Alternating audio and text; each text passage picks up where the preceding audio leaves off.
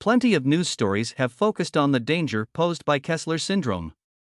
In this condition, space is made inaccessible by a cloud of debris surrounding our planet that would destroy any further attempts to get into orbit.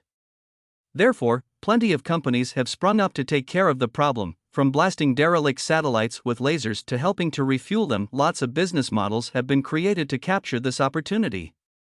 One of the farthest along is Astroscale. This British startup is tackling the problem with one of the more conventional techniques, linking up with an existing satellite to deorbit it. And recently, they released a promotional video for their new project, the ELSAM. ELSAM, which stands for End of Life Services by Astroscale Multiple, is designed to couple with an existing satellite, force it into a lower orbit, and make it re-enter more quickly.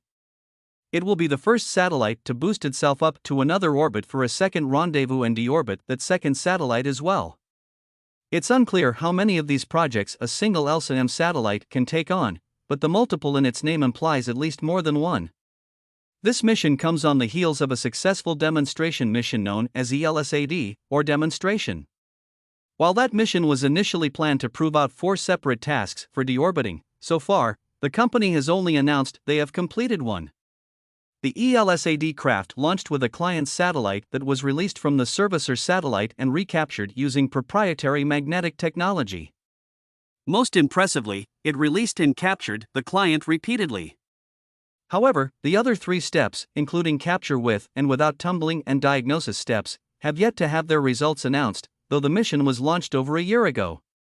Those very practical problems will also be in play for any commercially viable solution to the problem of space debris, so at some point, Astroscale will have to prove their system can work.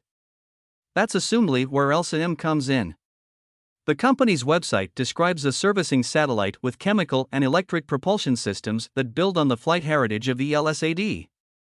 Its offerings will include searching for the client's satellite, inspecting it, and creating a safe approach that will allow for a capture. However, that last bit is only true if the satellite in question happens to have a docking plate, as designed by Astroscale themselves.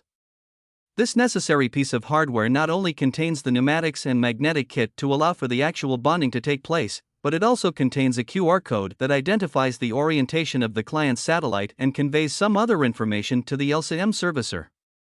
Astroscale encourages users to contact them to plan their end-of-life servicing as part of their satellite design. Most responsible satellite providers do understand the danger space debris poses. However, there isn't a regulatory framework requiring them to abide by Astroscale's, or anyone else's, suggested technology requirements to enable safe debris disposal. It's also unclear when, or even if, such a regulatory framework will be forthcoming.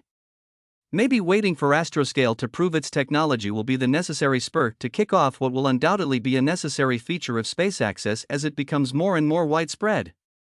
And maybe ELSAM will itself be that technology demonstration.